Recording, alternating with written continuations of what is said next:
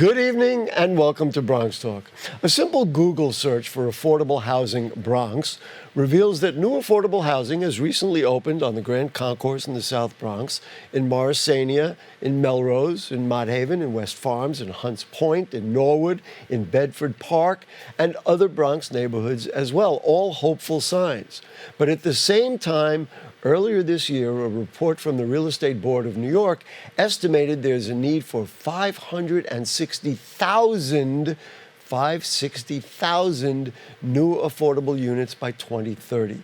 And right now, the city has only 14% of that number of apartments in development. And of course, with the homeless population serving and thousands who are part of the migrant crisis, the need for affordable housing in the Bronx is indeed dire. So we thought we'd bring in representatives from two development companies who build affordable housing to help us understand what it takes to build affordable housing in the Bronx. One works in the not-for-profit realm, the other in commercial real estate. So let's get to them right now. Please join me in welcoming the Director of Development at Fordham Bedford Housing. It is Rosanna Viera. Nice to have you with us. Hi, good morning. Good evening, good afternoon. Evening. Yeah, the show will be aired in the evening. And the CEO of Bronx Pro Group, it is Samantha Magistro. Nice to have you with us. Thank you for having me. Ms. Viera, let's just start with you, and let's just talk about how do you do it? When it works and get everything together, how do you actually get from zero to a structure that has housing and all the other things that people need to live right? Okay. In 5 words or 25 words or less. Well, there's so many moving parts, but we start with a conceptual stage and we imagine what we can do at any, vacant lot. We bring in contractors, engineers, architects just to develop a design.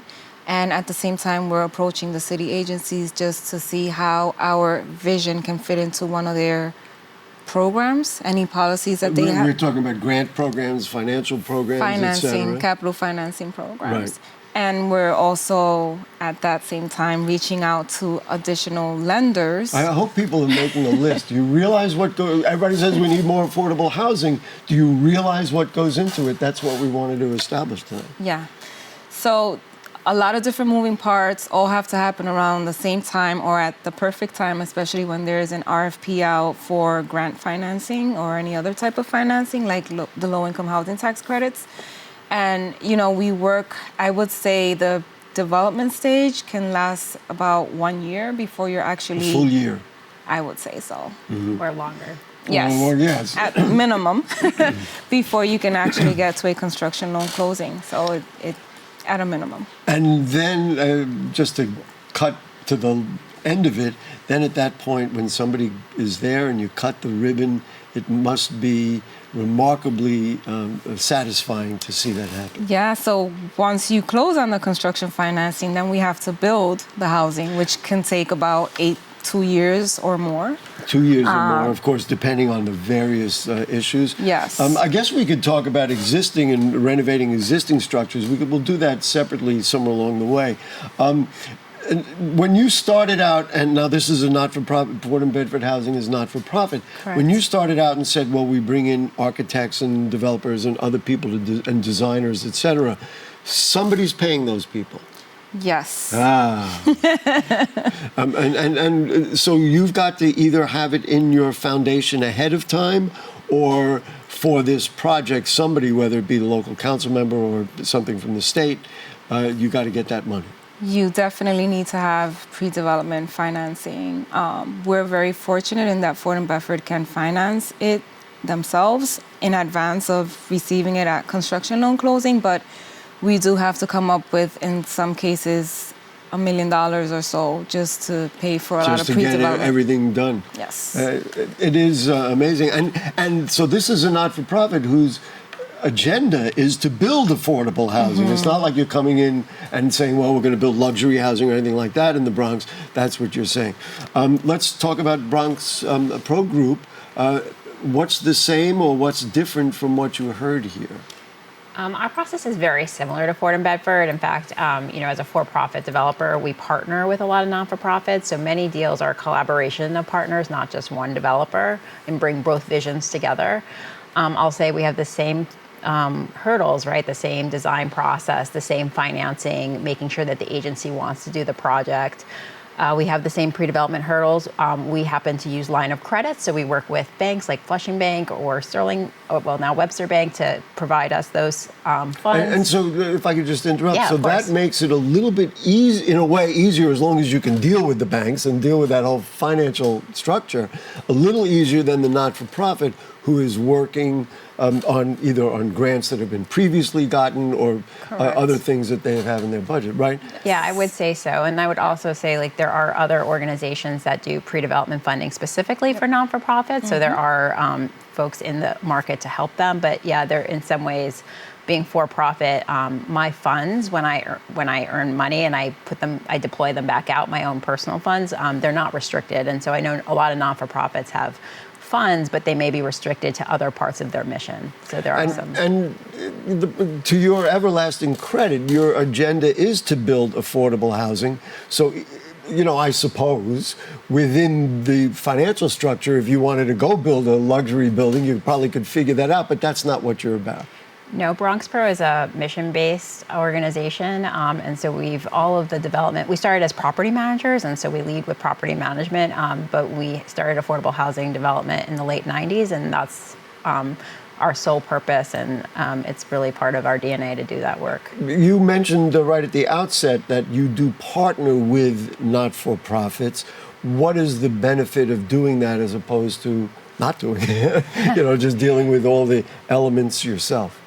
And then we're going to get back to Ms. Viera and talk about, that part of it. Go ahead. Sure. There's all types of affordable housing. Some of it's just multifamily for, any kind of low-income individual or household.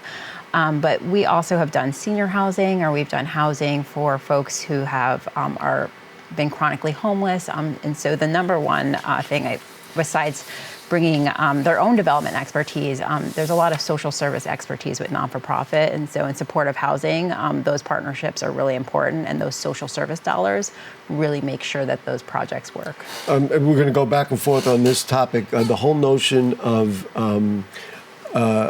supportive services is vital, because in many cases, when you're dealing with affordable housing, especially you were talking to me earlier about senior housing, there are services that need to be dealt with, right? That need to be accessed.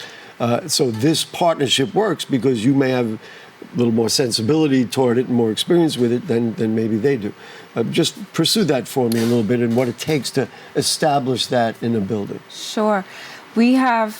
So Fordham Bedford Housing runs our property management and does the development work, but we do have a social service arm, Fordham Bedford Community Services, and we also work with Concourse House. So they are our affiliates, and they are the ones that provide the social services in the neighborhoods and in the buildings that we manage. One advantage to that is that, when we build senior housing initially, when we first started our first senior project at Servium, there were no social service funding available with city contracts. And we were able to bring in resources from our own social service agency to provide case management to a lot of the seniors there, and just to help them with their day-to-day. I was going to ask what kinds of services might be needed in that kind of building. Now, Servium is what we saw the design for just a moment ago. But what do you need to put in there? What works? And then we'll get to you with the same kind of thing. Well, in that project, we have seniors ages 62 and above. So our social service folks at FBCS, they try to cater to the seniors, and so there's it's case a myriad management, of ways. The case management, health advice, maybe even access to health services and those kinds of things. Yes, but you also want to provide, programming for the residents there, just to make sure that they're getting out of their homes. And the stupid question of the day, that's vital. We can't be building this stuff and not do that, because then ultimately they won't be able to pay the rent. You may have people vacating apartments for unfortunate reasons, right? I mean, right? So we've got to do it. Talk to me a little bit about what you do then in the building of supportive services, and then the next dialogue is going to be about green technology. But let's just start with services. It's so important. Yeah, so I think there's a variety of services all over for different types of housing. Just at a basic level, we have folks who are formerly homeless, and we have our own residential services team that does light touch linkage to make sure that sounds like job development. Yeah, like financing, like help them with their finances, help them with maybe their social issues. Then when we have more defined partnerships with organizations like Fordham, Bedford, or the Fortune Society, or Services for the Underserved, they actually have office space within the building, and they're there many days a week. And they provide all types of services. So we have a project that recently completed, the senior housing in partnership with the Fortune Society. And they work with folks, seniors who are just as involved. And so we have a set aside. Formerly incarcerated. Formerly incarcerated. And it's worked out? Yes. I mean, it's such a collaboration. We have to, property management and social services have to be in constant communication.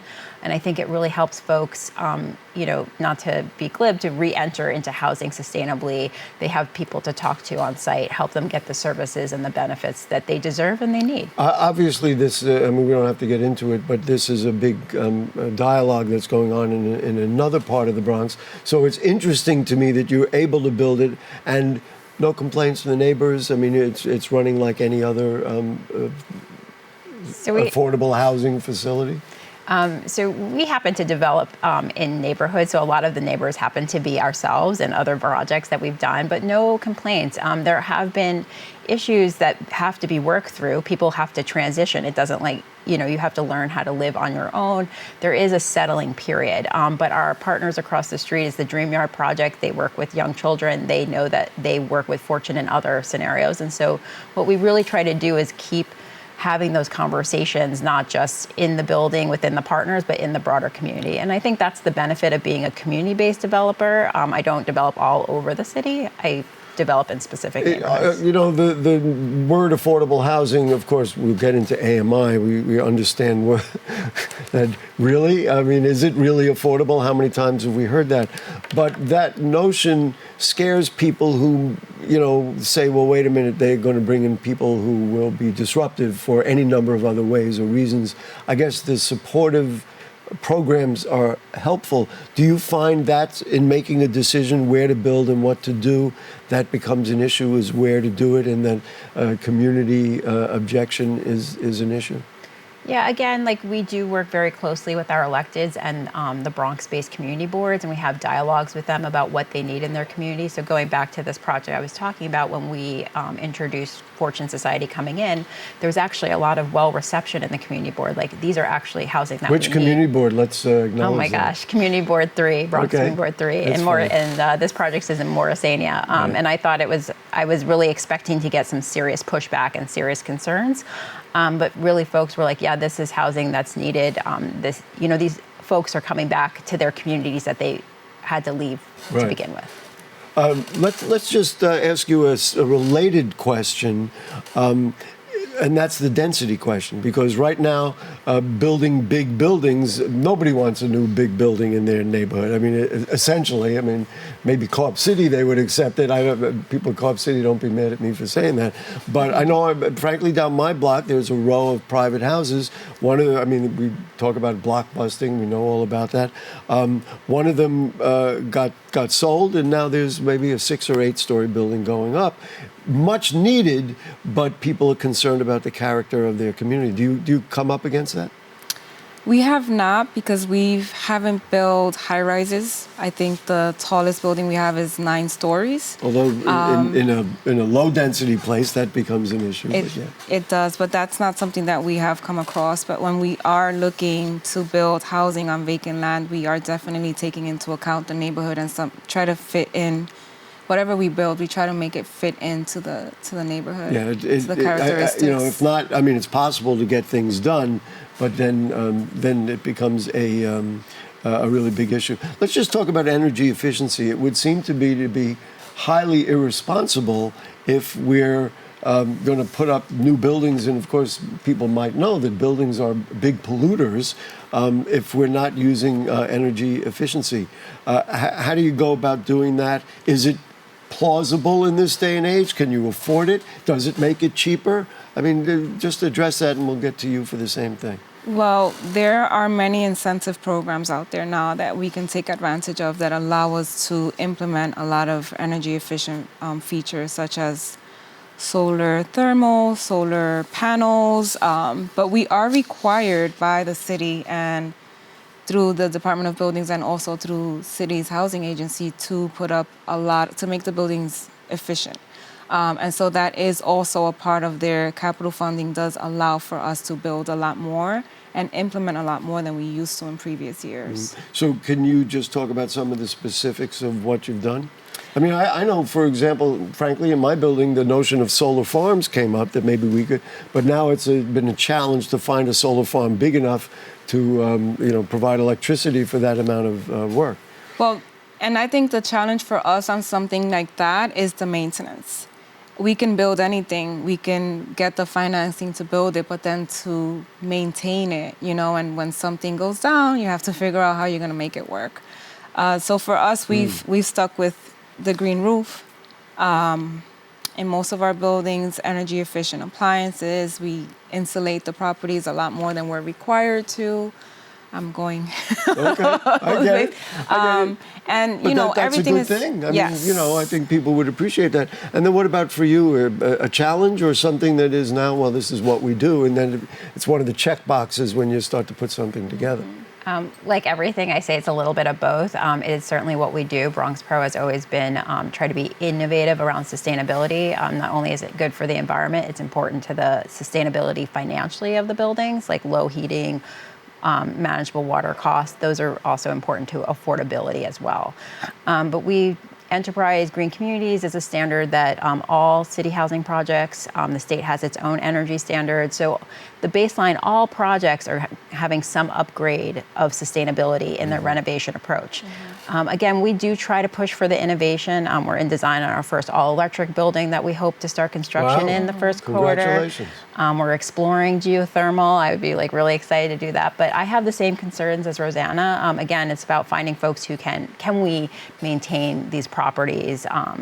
There's extra repair. It requires additional capacity by your mechanical it's interesting. team. I thought of all the other issues about whether it actually is energy efficient, whether you can, access the tools and the properties, the solar panels and other things. Are they available? As I mentioned, solar farms. But it never occurred to me that maintenance of these things is an issue. You put a green roof in, but of course, then you need somebody to maintain. I guess that's where your association with the not-for-profit would come in. You'd try to find somebody who can do that, right? Yeah, I'm guessing. I think we try to build the capacity internally, trying to work with our supers and porters to get them trained in green technologies, having our staff on site early during construction. And we work with some great consultants who do technical assistance for that.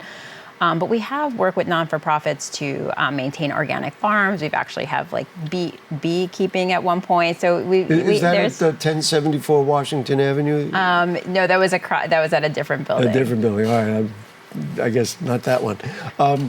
Let's just talk about who gets the. I'll start with you. Who gets the apartments? Do you find that New York City Housing Connect, which they're driving everybody to, is efficient? Is this a good way for somebody who's watching us right now and says, you know what, I like these people. I'd like to get myself situated a little better.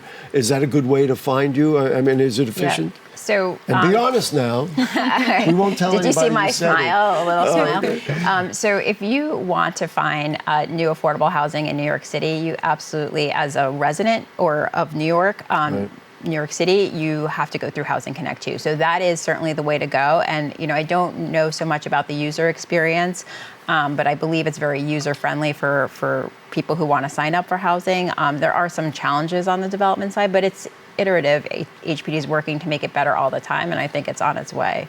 It's bringing technology right, into and then process. you go through a lottery, and you have found this is a way to get the kinds of tenants who fit into what you're putting out. Yeah, I mean, I think it adds time, but it certainly to getting people into the apartment. I mean, this is clear. There's been studies that it takes more time when you do a lottery. So I think there's a whole effort to get more bodies into units quickly, and I think the agencies share that goal with us. So there's a lot of collaboration to try to get there, but it is a process to make sure that people are qualified. And that it's a fair process for individuals, that I'm not giving it to my aunt or my uncle. Yes, or right. Well, it should be done. Do you find the AMI question, which it shouldn't be a question because it should be, that's what the AMI is, but many people say, wait a minute, that is not the AMI in my neighborhood. So is that a reliable, I guess it's the only measure you have when you start to set, carrying charges and rent? Well, the city places, they create these different policies and these different programs with their term sheets. And what we do as developers is that we look at which one of these programs we can fit our project into. In terms of the AMI, they vary, right? We have mixed buildings with 30, 40, 60, 80, 90, 110 AMI, and we try to blend them. So there are different programs that the city runs where you can have a blend of X percentage of units at the 30 level and X percentage at the 6. So it really is a game that we're playing to try to figure out how and where the numbers will work. I do think it can be indicative of your community, but it definitely depends on how many units you're going to have in each category. And so that's where it gets tricky for us when we're trying to lease units and we have someone in every, X amount of units in every single category. But I feel like that is the best way to build, is to try to fit in as many AMIs into one building as possible. And which creates, for want of a better term, economically diverse communities. Exactly. What doesn't work? What makes it tough to do this? I mean, we already talked about the financing on the front end, and then the amount of time it takes. But is there anything else out there that I'll tell you makes it difficult? What I feel. Here we go. Drum roll, please. You're going to get to it. Well, we built a building recently at Serviam where we have a range of AMIs, and in the higher tiers, 90 and 110. We end up with families that have rental subsidy. We cannot discriminate against them, but if they come up first on the lottery, then they're going to bump someone that actually is at the 80, 90, 110 AMI level.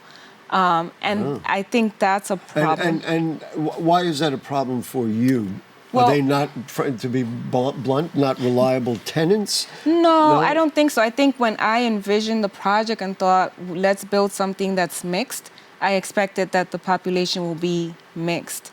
But because we end up having to go on by that list of priorities and not discriminate on anyone because they have a rental subsidy, we sometimes end up with more families on a rental subsidy than those that are actually earning those AMI levels. Right. I have tremendous respect for both of you and what you're trying to do. Just a similar question for you. What is a problem that is just out there and you say, I wish I could get past this?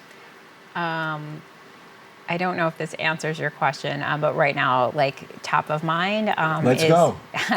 Besides just more resources for housing, more land for housing, which maybe goes back to your zoning question. But, for us right now, just the expenses and the insurance right now in the Bronx is increasing by incredible amounts, 60% year over year for 15% increases. And this is really, as much as I love building new housing, I also very much care about my housing that's stabilized, that's housing people now, and I want it to be financially feasible. And we're being just Attaboy, that's probably another whole show. How do we, the rents are too damn high. I didn't quote that phrase. So we'll go to each of you.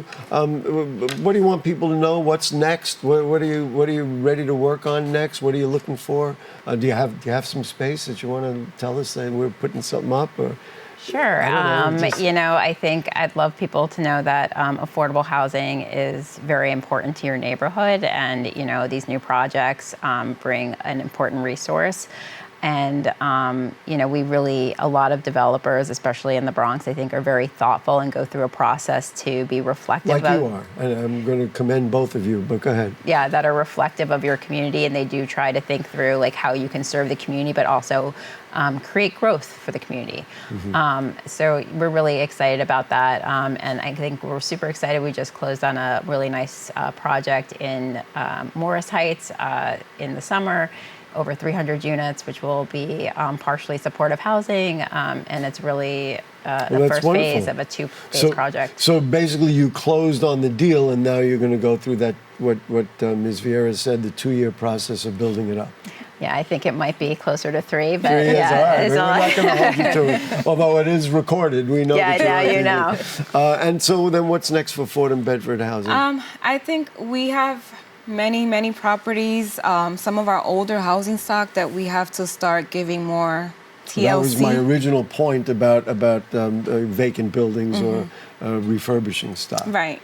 So we're looking at some of our older housing stock and looking at how we're going to renovate some of these spaces with the tenants in place. And I think it's very important when we're speaking about affordable housing that we're not just talking about new construction. We're talking about buildings that we have families living in them that haven't been renovated in 20, 15, 30 years, and they should get as much. Or more. Yes, I mean, or more. New York City is the oldest city in the nation. Yes. Listen, Rosanna Viera from Fordham Bedford Housing, thank you so much. Thank you. Samantha Magistro from Bronx Pro Group, thank you so much. Thank you. To me, the bottom line is your commitment to building affordable housing. If you didn't have that commitment, we'd be having another discussion, a different type of discussion.